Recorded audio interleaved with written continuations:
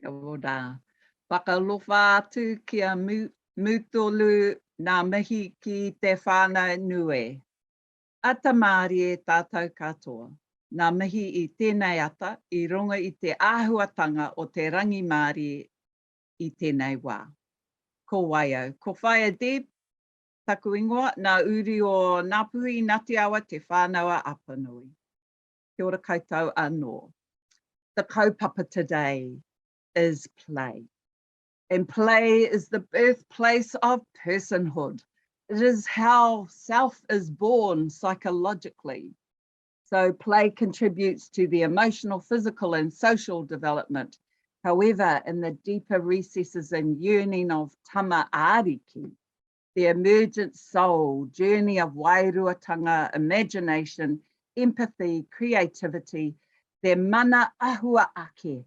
So this session will be premised off why play is important, the different types of play. Our Kai Kōrero will share their experiences, insights of working alongside whānau and raueme you can use with the whānau you support. Nā mihi a tāhua wahine mā, ki te hapai hoki te kaupapa I tēnei ata. So I'm doing a short intro, but these beautiful women will introduce themselves. Crystal Pekepo is an advocate for te taiao, working alongside community, sharing pūrākau, mātauranga and Māori, embracing and acknowledging te ihi, te wehi, te wana that they hold. Liz Neill is with whānau tupu Ngātahi Play Centre. She's been involved since 1990. She will talk about child-led play and the importance of unstructured and uninterrupted play. Last is Nikki Penetito-Hemara, proud resident of South Auckland. She spent years in higher education. However, her passion for social innovation, rangahau and systems change and opportunities that initiate and support kaupapa where te ao Māori is flourishing. So we will move to these wahine now, and we will start first with Crystal. And after she introduces herself, what I'd like you to think about the question is why play is important, not just for tamariki, Crystal, but for the whole whānau. Kia ora. Tēnā tātou, whakalofa atu, kia koutou, ko wai tēnei, ko Crystal Pekepo tēnei, he kāwai whakapapa, he mokopuna tēnei no Ngāti Wara, no Ngāti Tāne ki te moana nui a Kiwa, no Ngāti Kahununu, no Ngai te Pātui a te hoki tēnei te kāhu. E mihi ana kia koutou kua tūhono mai ki tēnei wānanga o te rā. Yeah, so I guess a quick little bit about myself. I'm a mama of 6 tamariki, and a grandmother of 1 mokopuna. And I work for an organisation called Toi Tangata. And my mahi, I guess, in Toi Tangata is probably mahi whike. So kind of everywhere, all over the show, but a lot of our aspirations is how we bring mātauranga Māori to hauora. But most importantly, I guess one of the uniqueness about our whānau at Toi is how we apply that in the home among our own whānau. When we think about play, I guess in terms of the importance of play from a Māori perspective, we probably really know play doesn't really exist.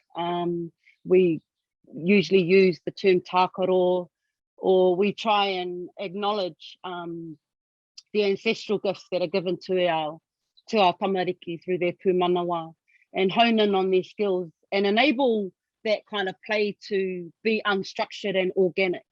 I think one of the uniqueness about play for me is how whanaungatanga happens quite naturally with our tamariki. At the marae, there'll be a lot of tamariki, and whanaungatanga isn't prescribed. It's, they don't get up and introduce themselves and talk about where they're from. It really just happens naturally. And that's probably one of the most important, unique skills for a child at a young age, is to explore the play in a social setting. But yeah, I guess, you know, another aspect of play that's important is feeding the whakatu manawa, their lived experiences, their store consciousness, feeding that in a way that helps the child develop their own unique creative expression. Sometimes, you know, as tamariki, when we grow up, and you know, our parents are kind of like conditioned to bring us up in a certain way, and that's how we have been as parents as well. Like, we go to all these antenatal classes and stuff, but no one actually talks to us about the importance of play, or tamariki development, and how we can be unique as parents and raising our children in play. But yeah, quite anu. Kia ora, Crystal. Kia ora, Liz. Can you introduce yourself now? And again, the same question, the importance of play. Kia ora. Tēnā koutou katoa. Nā mihi ki a koutou i tēnei rā. Ko waio, no ingarangi o ku tupuna, no ingarangi o ku mātua hoki.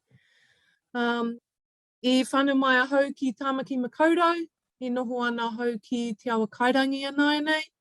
Toku whā ku tamariki, ko Liz Neill tōku ingoa. He whakaako whānaki a hau ki Te Whānau Tupunātahi, Play Centre Aotearoa. As Deb said, I've been involved with Play Centre Aotearoa since 1990, since my oldest was a baby, and on the professional development team for a dozen or so years now. Very passionate about play. I love what play brings to families, what it brings to tamariki, and what it brings to us as adults as well. To your question, Deb, I think some of the most important things for play being more than just our tamariki, but for our adults and whānau as well, is to have fun, to relax, as Crystal said, to really get to know each other in different ways. You know, we understand each other in different ways when we play together, as opposed to when we're working alongside each other. But also, it's an opportunity to practice safety with each other and consent. There's an opportunity to share stories, share our history, and to have shared experiences that we build on over time. We laugh together, we build trust, and we get silly together. It's a wonderful opportunity for us as families, and to remind our children that we were tamariki too. And all these things that they're exploring, we've had those opportunities ourselves when we were little. So I look forward to playing barefoot in the rain some more with the tamariki. Kia ora koutou. Kia ora, thank you for that. Kia ora, Nikki. Kia ora whānau. Tēnā koe me te whakatūwhera i tō tātou nei hui. Whai Deb, tēnā tātou katoa. Ko waio, ko Nikki Penetito-Hemara tōku ingoa. He uri ahau no Ngāti Ranginui, Ngāti Kahungunu, te whakatohia me Ngāti Porou. E noho ana kei Tāmaki Makaurau ki te tonga. He mahi ana hau, he mātanga Māori tākaro ki ihi Aotearoa, Sport New Zealand. Engari, ko taku tūranga matua, he mama ki aku tamariki e whā. Kia ora whānau, yeah, just a little bit about me. Definitely proud South Aucklander, as Whai Deb mentioned in the intro, and just a choice opportunity to be here, having a kōrero about tākaro with you today. My mahi is with Sport New Zealand, ihi Aotearoa. Play is still the new kid on the block in that space, if I'm honest. Sport and Rec has sort of taken over for a large majority of the past for us, and play has been taken for granted. Yeah, mainly my job is in and around reclaiming, restoring, revitalizing some of our mātauranga that sits around tākaro, and bringing that to the forefront. But in terms of your pātai, Whai Deb, why is play important? Firstly, I think that the power of intergenerational play is underestimated. I truly believe that when it comes to play, the mana lies with the tamaiti. That is their mahi, and through play, they get to understand and describe and define their world. I love it how they get opportunities to learn social skills and be resilient, and understand how they connect to taiao through whakapapa as well. So yeah, really believe tākaro is pretty magic in that sense. But as a parent, I guess our job is also just to role model for them, and I think offering them the freedom to be imaginative and run wild with some of their learning experiences when it comes to play is awesome. Getting out of the way helps, I guess, for parents, but also when you're invited to play alongside your tamariki, that's even more magic too. And I'm sure Deb, you'll talk to us about some of the sort of the brain science to back up some of those neural pathways and what gets lit up in their beautiful brains in those times and in those experiences. And then lastly, just in terms of like our grandparents, if I think about the nannies and the koros in my whānau, they're probably the most playful people. They light up when their mokapuna are around, and I would argue that they have a little bit more of the luxury of time. And so, yeah, just recently we had an opportunity for our nephew he was bringing his Beyblade, and it was a cool transition of mātauranga between him and Koro Wally, who had a similar experience with pōtaka, with wooden spinning tops, and he used harakeke to sort of whip it, and they were like, Koro, that's what a Beyblade is, but it's plastic. So I think, you know, all that learning is gold, is magic, and therein lies the beauty of tākaro. Yeah, well done. Thank you.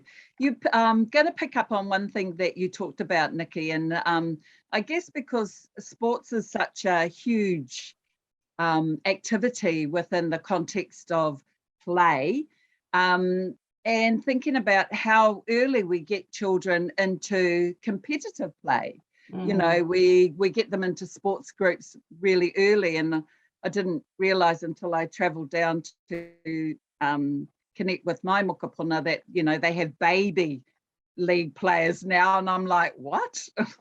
You know, so what I want to pick up on in terms of like structured play and free play is like, how do you see sports integrating play in a way that it becomes more meaningful for tamariki? And I mean, I'm going to open this question to each and every one of you, because as all of you talked about how it gives us a sense of connectedness to te taiao, how it gives us an opportunity to be more creative and more imaginative, and that connects us across the intergenerational context. So, you know, if we think about play in the broader context, like, you know, what are some of the barriers to play?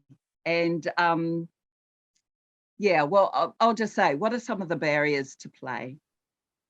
I think he pātai pai, within a child's mind, you know, like in the government space, we divide things up between play, active recreation, sport, then there's unstructured, and there's all these titles and categories, and I think we almost suck the play out of the kaupapa at that point. So the way I like to think about tākaro in the context of all of those things is, if we think about a wakaama regatta, we've got the competitive stuff that's happening on the way.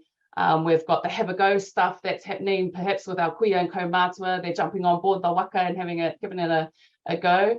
Well, everything else at that kaupapa that's happening is tākaro for our babies. You know, they might be playing in the water, they might be playing tiki. And so I think we just need to lean into where they're at.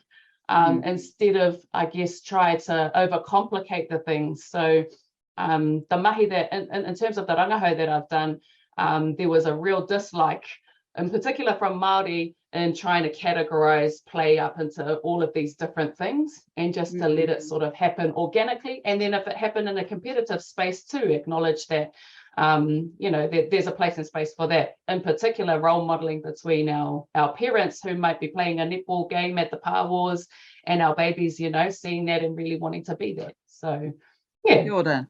Kia ora, Nikki. Liz, would you like to answer that question? Then I'll ask Crystal.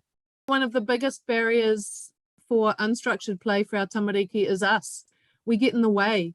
Our own agendas, our own timetables, the busyness of our lives and the things that we need to fit in definitely are barriers that can get in the way.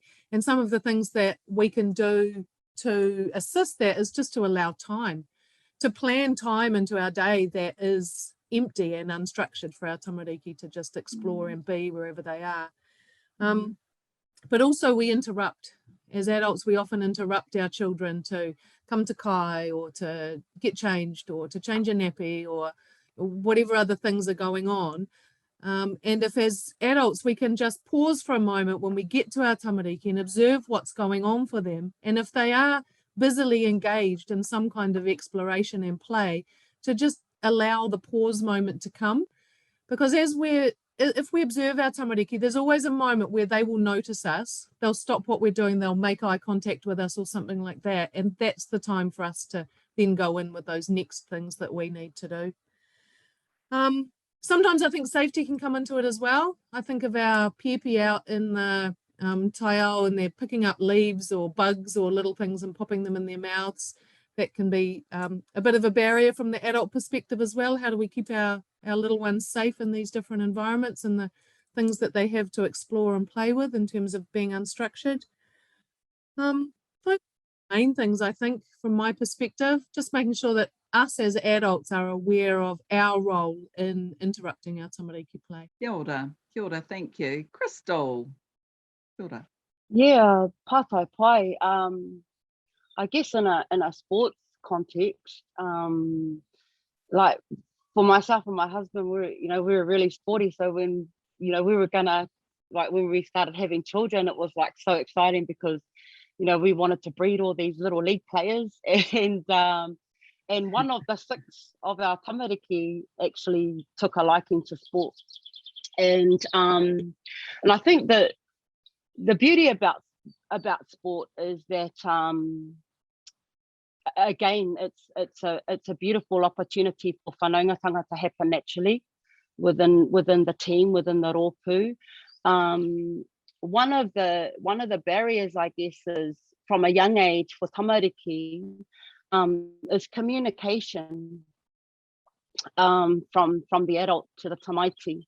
And like we can often find that with our tamariki from a young age, they haven't really learnt to regulate themselves accordingly. And so that competitive nature kind of comes out and they don't know how to regulate themselves. And that was an experience that we had with one of our young fellas who kind of didn't really understand to just play a sport for the enjoyment of it, and then understanding that actually it's okay to lose, it's okay if you don't make that tackle.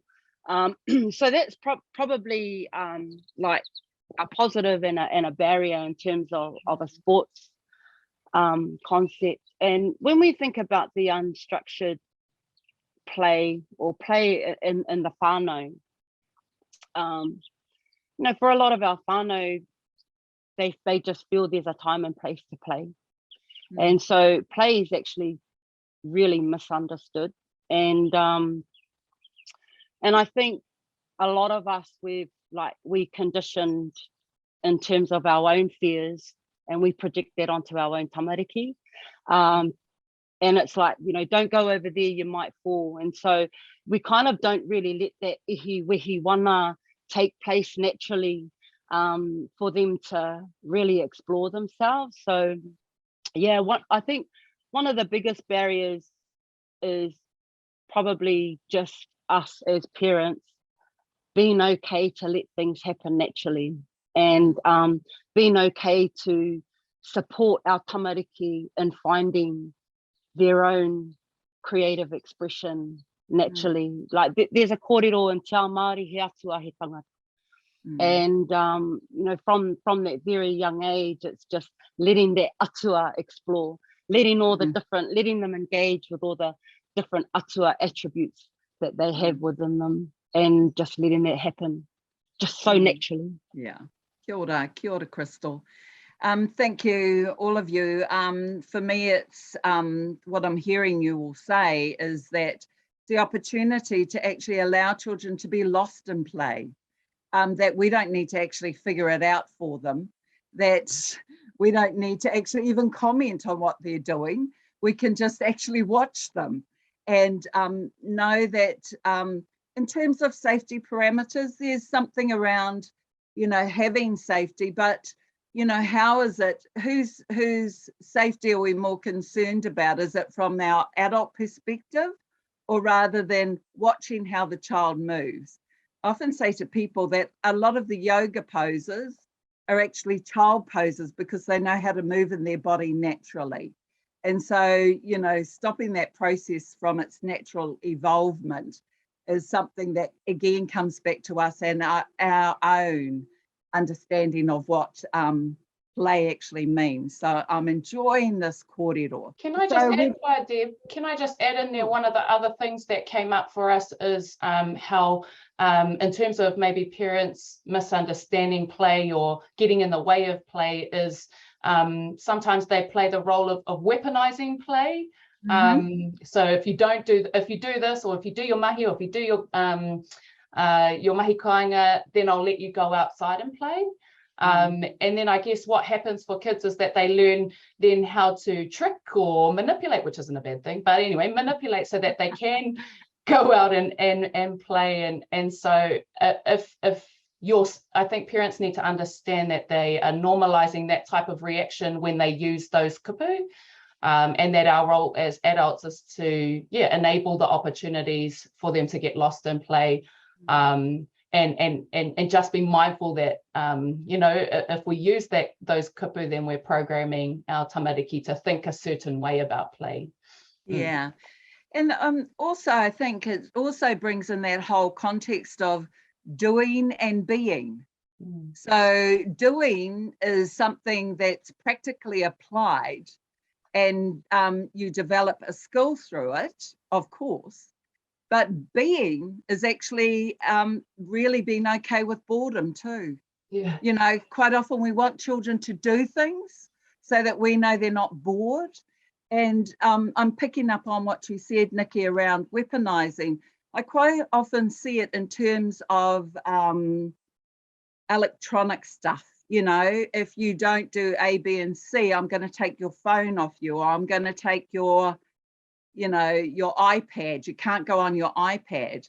And whilst we're talking about the benefit of getting out into te taiao, often the weaponizing is actually used not so much around play, but it's around the everyday things that they have around them. And I mean, I'm not saying we can throw, you know, the phones away, but I often say to parents, what are they not doing if they're spending a lot of time in front of iPhones and iPads? So I just get them to start thinking about that. But I certainly pick up on your question around weaponizing play, because I see it more broadly in the context of, you know, electronic play rather than outside.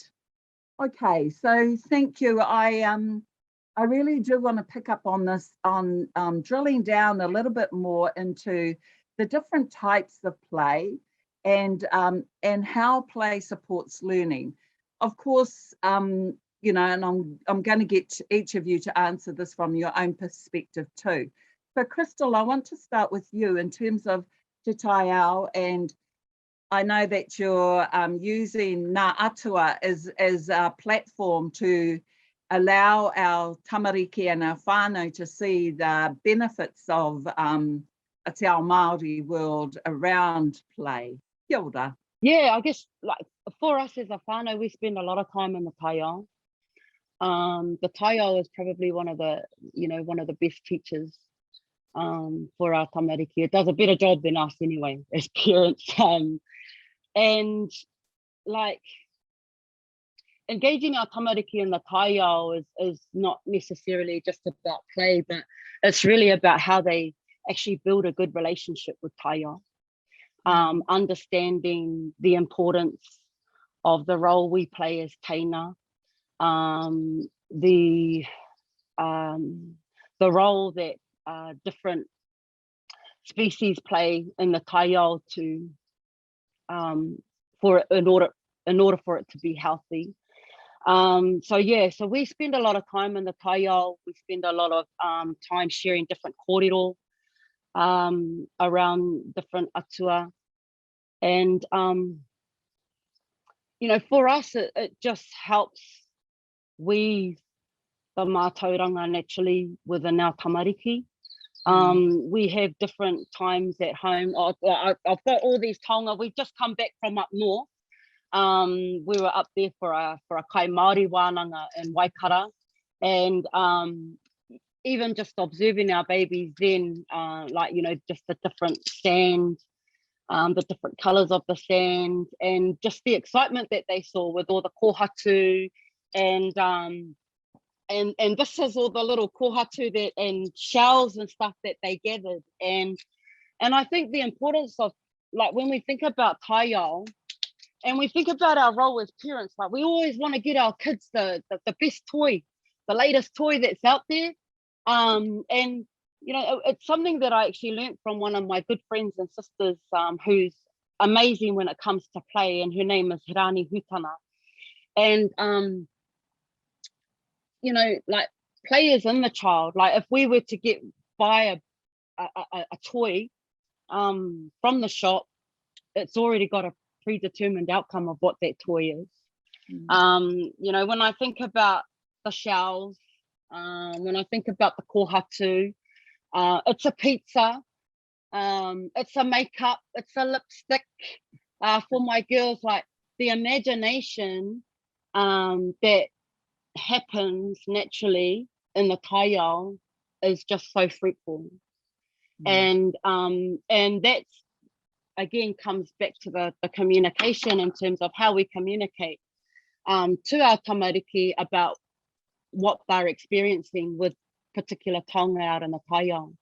And there was a particular kaupapa that we ran last year, Mokopuna Korikori, and through the different wānanga that we had with whānau, they had decided as a collective to kind of re-indigenize their own homes and replace all the toys with taonga from the tāiao, and you know, remove the idea of buying presents during Christmas, and looking at how we build experiences for our tamariki. And the experiences don't necessarily have to be out in the tāiao, but those are probably the most unique gifts that you can give your tamariki mokopuna.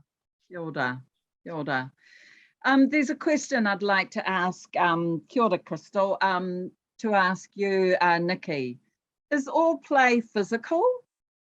It's a question that's just come up on the Q&A. Absolutely not.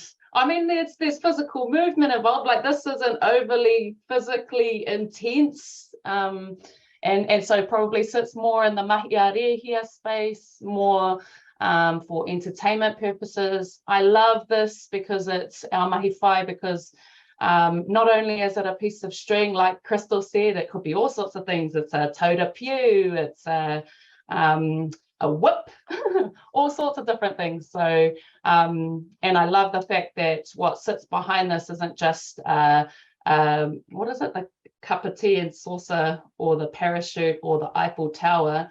But when we start to dig and ruku into some of our pūrākau associated with it, we've got a friend, Crystal and I, his name's Dr. Hoati Hakopa, who knows over 500 odd figures that are, that hold our whakapapa, that hold our pūrākau, that hold our history. So no, it doesn't have to be. But then I'll just show you. So the other day I did a workshop and I got a retired belay rope that looks like this.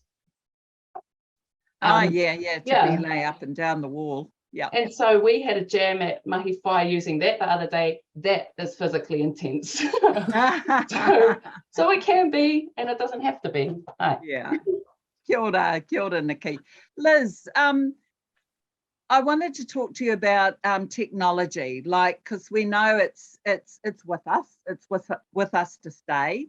And so, you know, how do we think about play in the broader context of technology and space and age, and and where our babies are currently domiciled in this whole big conversation around technology and how it interrupts play. I'm not sure I'm the best person for that, Kōrero. Technology is not something that my babies and young children had. My children were involved with Play Centre and then through the Steiner School. So we had a bit of a different perspective there on technology, but all of them have 100% grown into the ability to use it and to know what's there. A lot of tamariki these days are what they call digital natives, that they really have an affinity and ability with technology that comes from that ability to play and explore and work out different things with it. They don't have a fear around it like I do. Can I just go back to something that you said before, Deb, about the difference between doing and being? And I was thinking about that in terms of the structured versus unstructured play, and what some of those play things look like. So, for example, some of the things that I would consider to be structured play and still full of amazing learning for our tamariki, but in that more structured perspective, are things like puzzles and board games and classes like swimming lessons, and as you say, the introduction to sports and things like that. And some of even our storytelling and bits and pieces can be quite structured in how we are offering it to our tamariki, but also the outcomes that are expected from that, you know, in terms of puzzles and board games. There's rules, there's a correct way for a puzzle to be completed, those sorts of things. And so those are about the doing, they are about learning skills, and there's heaps of learning in there around sequencing and rules and turn taking and problem solving and all those kinds of things. And then when we head into the being and we get into the imaginative play, the really unstructured play, the resources change for a start, as everybody's already mentioned. That's when we get out boxes and sticks and all those taonga of taiao that Crystal was showing us. Yeah, some of my favourite, I've got a little collection here too, are the pine cones, and just the difference between, you know, the tiny, new, completely closed and the bigger, older, very open, and just the amazing things that our tamariki will do with these sorts of resources. Some of my favourites also are the good old tin cans. These are amazing. They stack, they nest, they make great sounds. They're great for little hands to hold because of the ridged edges. There's so many things we can do with bits and pieces that are just around us in our environment. We all know how much our babies love to play in the kitchen with the pots and pans and spoons and bits and pieces. And to be near us is a big part of that as well, isn't it, for them to have that unstructured stuff. Yeah. They're learning so much around how their bodies move. And I think one of the for us to really mention is that the beginning of play is not toy focused at all. And Crystal mentioned this as well when she said the play is within the child. And we think about an infant, our tiny new babies, their first toys are their hands and then their feet. So parts of their own bodies, when you know, hair of their parents, all those sorts of things are those first toys and those first connections that our children are playing with. There's so much for our tamariki to learn just within and of themselves and the things directly in their environment. Yeah, and kia ora, I agree with that, because for me it's like, you know, how do you continue to allow that opportunity for them to grow in their own understanding of who they are in terms of their environment, and how do we as matua, as, you know, grandparents, as whānau, support that whole process of them learning through play. And it seems an odd idea, and I'm hearing you talk about it, all of you, is that we're naming the subject as play when it is actually a natural ability of our children if we just allow them to explore naturally. I remember the first time I took my moko for a walk in the pram, and I just put her onto some stones. I think she was about 7 months old, one of the walks we went on, and she was picking up the stones and mouthing them, and I could just imagine her father standing by me, my son, saying, "Mum, why are you letting her eat that?" And just watching her whole, she was mesmerized by that. And it's sort of like we forget to actually observe in a way where we see that they're gaining pleasure from it. Absolutely. And our and- babies are mesmerized by the wind, by the yeah, water, everything. by the changing sun, by the way that reflections change off the things that they're playing with. Absolutely. So what I'd like to ask you now is, how do you support, each of you in your own way and what you're doing, whānau to play, like to get off the couches, to get away from the screens, to how do you do that in a way that brings in both responsive and respectful relationships with them? So you're not saying, oh, you know, you need to be doing this. It's really about encouraging them in a way whereby you're asking questions or stimulating something from within them, so that, you know, they're the expert in their child. I think it's always right and proper to understand they're the expert, not you, not any of us. And so how do you encourage in a way that is more responsive rather than reactive? You know, when someone's saying to you, like if you walk into a whānau, there's no books or there's nothing, you know, around storytelling, or everyone's sitting in front of a screen. Like, how do you encourage play in those contexts? Kia ora. Who'd like to go first? Nikki. Oh, the one thing that comes to mind is we, like our old people used to do, love to just observe where the different momo and the different characteristics and traits that our tamariki, you know, show us. And so one of the favorite things that we love to do, we've only recently coined pepeha play, where we actually place our feet in, on, through our significant spaces and places that we whakapapa to. And one of the recent examples was when, so we've got piata, all our kids have a whakapapa name to one of our whakapapa lines anyway. And piata, we were walking up Mowal, and she was just hilarious. Like, the girl was blinking, skipping up, she was stopping to smell, you know, all the different daka, pick things off, talk to the sheep, she was coming back down, and all the rest of us were huffing and puffing. You know, we had Kimiora, who's probably our more sporty girl in the whānau. She was huffing and puffing and not enjoying it, and I think, like, when we got to the top, it was a cool opportunity just to unpack with piata, yeah, just why that was the case, you know. Well, you hold our ingoa to Ngāti Rangi Nui piata, so there's no surprises that this was a breeze for you. And, you know, like, I think those are... So she's in an environment where play is obviously encouraged. Yeah. What I'm asking is, how do you encourage whānau who are not, you know, who are in with devices? You know, it's, and I know that for a lot of whānau, you know, kaimahi who are working with whānau, that, you know, they're working in the digital space, and like, how do they encourage? So how do you encourage those of them?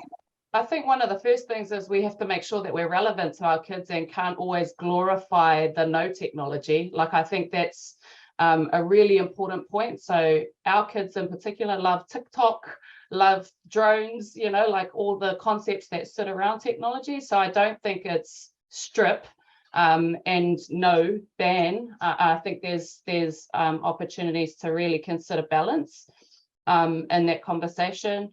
But it does require us to be on, you know, on our game when it comes to, we can't just let it be the babysitter.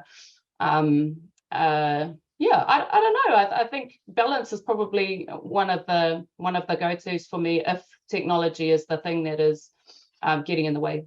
Kia ora. Kia ora. Thank you, Nikki. Crystal. To answer that pātai, there really needs to be a lot more awareness brought forward in terms of whānau understanding tamariki development.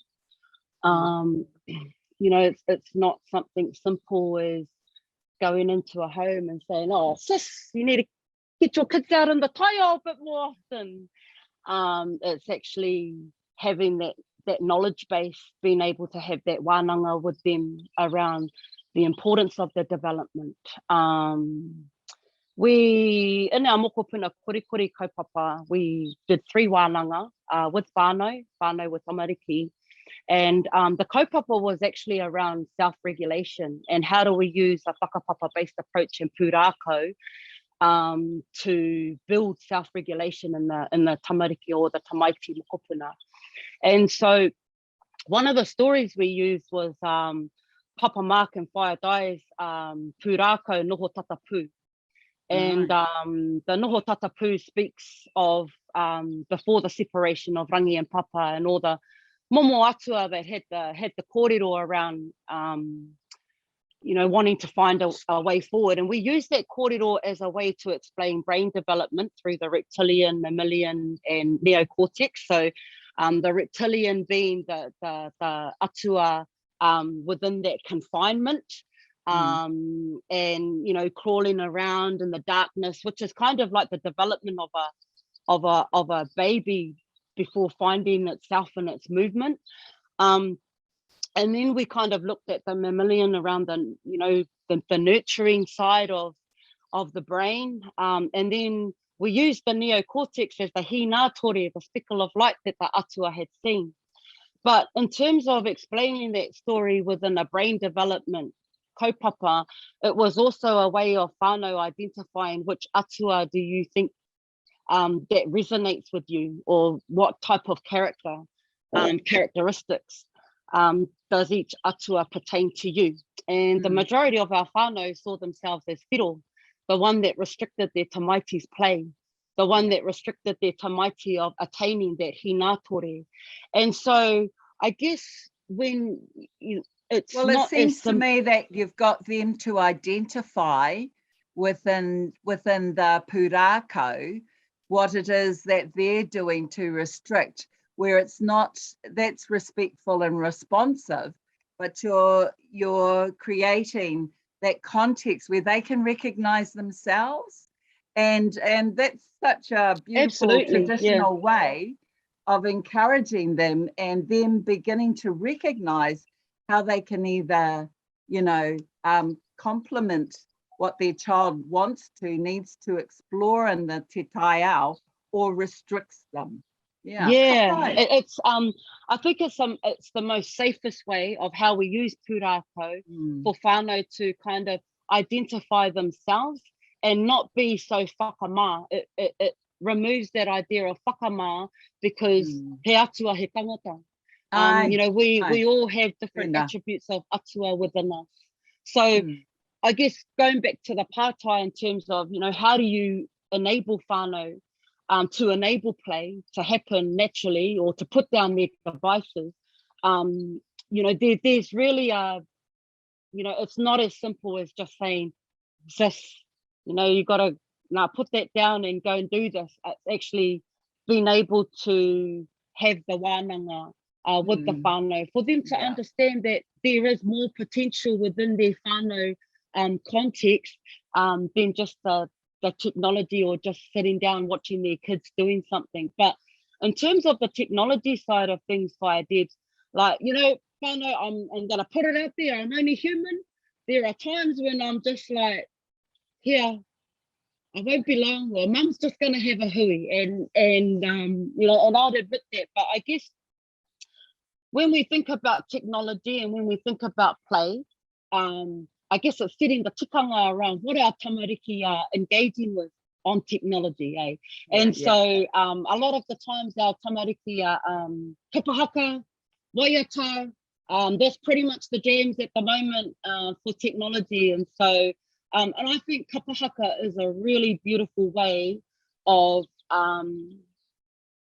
play to happen naturally, right? I think, we probably might be able to, we might be in there for matatini one day. But, the baby's just naturally like, I'll be doing the dishes and then they're like, Mum, waiata, kiraro. And so waiata is also another way of knowledge transmission, and it is also a way of play, moving the body, using your āringa, pūkana, expressions.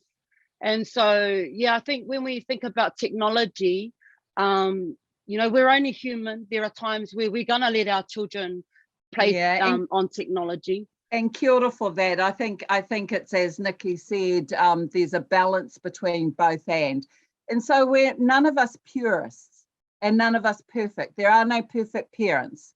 And so, you know, the choices we make is around how do we introduce to whānau an aspect of play if we know in our heart of hearts that there is no play, interactive play happening within the whānau.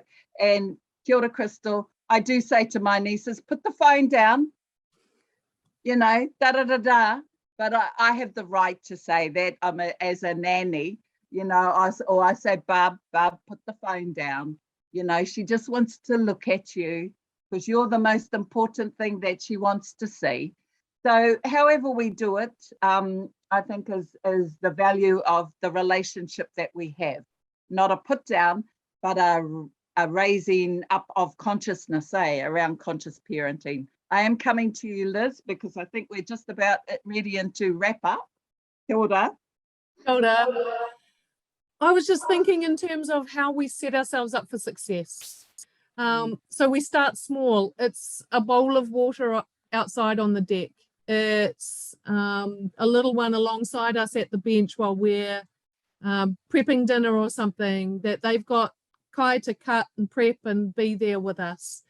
But also, if we're out and about, have a spare change of clothes in the car, so that if you are on the way home from somewhere and have a half hour to spare before you need to be home, that you can stop at the beach, and people can get wet, they can get sandy, it doesn't matter, because you've got a change of clothes and a couple of towels in the car. So setting ourselves up for success, thinking about those different moments in the day. What do we do after school? Rather than coming home and getting stuck straight into the mahi, perhaps there's a half an hour or 45 minutes that we can stop off at the river or stop off at the beach or the park at the end of the road or whatever, so that we have those opportunities and fit those into our busy days as well. Kia ora. Thank you, Liz. So obviously we've trawled a lot through this process of play, and it's been great because you've all been introducing Rauemi in a way that whānau workers or people working with whānau can actually encourage whānau to use. I always laugh about the present, because the most interesting thing that a child gets is the box it comes in. And when I watch tamariki play, doesn't matter how small or how big the box is, that's the most interesting toy they get, you know, is when they see that box. It's like, you know, I know we call it open-ended play and the different things we can do with the box, but it just shows you how enamored we are with, you know, things, rather than getting out into the natural world and just thinking about how we can encourage play through the natural world. Okay, Deb, so can I just make a comment? I just saw something pop up through the chat in terms of time is a privilege, and I 100% agree with that time is a privilege these days. But another perspective on that is there are still the same number of hours in every day that there always have been, and our tamariki are still needing ways to fill that time, and they need opportunities for unstructured play within that, and that can be anywhere. If the whole whānau isn't available to go somewhere, you know, like I said, stop at the beach or whatever, we make those things happen in our home, whether that's outside the back door, whether that's on the floor, on the deck with whatever's going on, that even at home, when adults are busy, that our tamariki have opportunity for free, unstructured moments to just explore without interruption. Kia ora. Yeah, kia ora. Thank you. Some of the questions on the Q&A, I think we've answered already. There's one here, it says, how can we stimulate teenagers? Anyone got a great answer for that? Oh, really simply, you got to be relevant. You know, like I think what and use your wit as well as a parent. So I have, you know, grandparents who used to sort of tell us to go and gather water or something, and actually they'd already like picked holes in the bottom of the can, so I was watering the garden on the way back as well. Like there's little things that you can, you have to use your wit with our teenagers. I feel I have to be on my game with my teenager. Yeah, but also be relevant. Yeah, be relevant. Come Yeah, on. that's a really good partai, because our, you know, the conversations that we've been having is really around the tamariki, but they actually grow, and they grow into themselves. And like with our teenager, I like the sis Nikki said, like being relevant, but it's also taking the first step to get to know your teenager and what they enjoy doing. So at the moment, one of our boys, he's 14, and there's this game that's going out, and it's like shadow boxing, and you kind of just rock off, and then you got to go opposites. But like I've never had so much laughs, but it's actually just taking the time out, like, you know, bro, what do you enjoy doing? And you know, he loves the shadow boxing, and so we're random as, like, he'll be like, mum, and we're like right in the middle of the street, and so we're doing this shadow boxing and having some good laughs. And also it's kind of looking at things like a lot of our kids are into gaming. There's a particular game that our boy likes, and we managed to have a good conversation about this particular game, and then looking at how we can use our Māori narratives to create a game, and like really giving our kids the opportunity to have experiences of building and creating and using their hands. When we spoke about this particular game, you know, his vision was looking at creating a different pā. Yet we'll put in these particular rākau, you know, a kauri, and like it was just letting that conversation flow. And you know, sometimes, you know, when they come up with all these cool things, you know, don't be shy to give yourself a little pat on the back. Well, I think it's you're making it relative again. And I first and foremost, I want to talk about the awesome resources that we have for whānau, people who are listening in terms of whakatipu. Te Mahuri has some great pages on play and what that might look like for whānau and the benefits. And you can order that from tākai.nz. The Ministry of Education has a great resource on ECE play ideas, including how to do it and what learning is happening. And Sport NZ has e-learning you can do for free on how to support play. And Play Aotearoa also has some great resources you can share this week. It's about learning kupu from Niue about play. So the links for those are in the chat. I want to thank you all. I want to thank you, the amazing, wonderful Tākai Kōrero, for all that you've contributed to the day and this time of learning. I always think, like you all mentioned the neuroscience. So, you know, play encourages this emotional regulation. We also know in terms of mental health and well-being, being out in Te Tai Ao actually has a way of drawing down serotonin, which is one of our relaxant and happy hormones. Endorphins are activated through play and happiness. And so for me, in terms of the context, the broader context, I want to leave you all with this whakatauki that I learned when I was working with whānau. It is create moments, make memories, and shape destinies. And it's all premised off the purpose of play. Remember, play is the birthplace of personhood. And our soul journey, our wairuatanga, is uplifted in a way that we can't even possibly imagine. But creativity is actually what we need to embrace and enhance in our babies, in our tamariki, and our mokopuna as they journey forward. We don't need to keep reinventing the world in terms of keep sharing what we already know. we need them to be critical thinkers of the future and to innovate. To be these creative thinkers, we need to allow them to play. So kia ora tātou.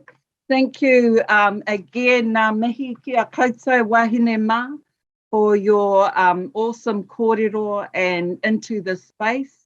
We're going to be back in November for a ruku workshop on play. It's limited to 100 people I'm reading here, and so link in the chat. So if you want to get on board with that and sign up. There'll also be an optional survey that will pop up on close of this webinar. Let us know what your thoughts are about this session. So ngā mihi nunui, kia ora koutou katoa, ngā mihi.